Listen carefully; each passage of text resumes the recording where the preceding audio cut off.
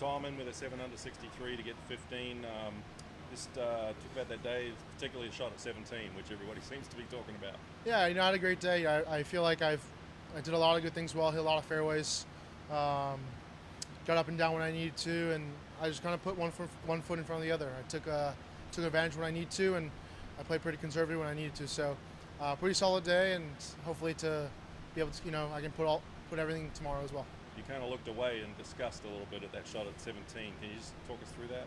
Yeah, it's just it was so above my feet, and as a golfer, you picture exactly how it's going to come out, the sound, the flight, and everything, and it just wasn't quite exactly how I figured it was going to come out.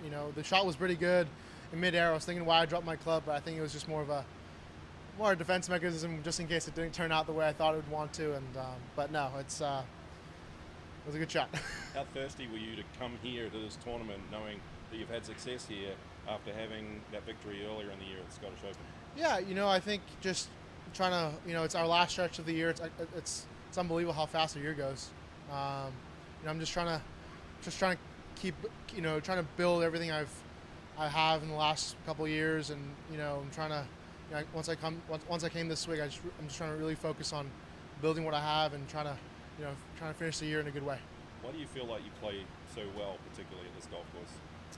I don't know. This golf course is, I feel like you gotta be really smart off the tee. I know it's very different from like links golf and all that stuff, but you really do have to still stay patient out here. The greens are so fast, and you might have a lot of 10-footers, but if you're on the wrong side of the hole, it's really hard to take advantage of. So it's really just picking and choosing when you want to take advantage of, and when you do, you're going to shoot low scores, and I got fortunate with that today. Coming in here just outside the 30 in the FedEx Cup, how important is it for you? You made a good surge today, but to get secure your spot in that 30. Yeah, just keep building. I think we still got a lot of tournaments before you can really tell yourself you're kind of safe. So, especially in my position. So I'm just going to try to keep, adding to this week, and then try to play good enough in the next 2 weeks to get to Atlanta. Okay. Anything else? One more. You got your first win here 4 years ago. How has the last 4 years, since that moment, kind of where did you imagine your career going from here? And you happy with where you are at this point?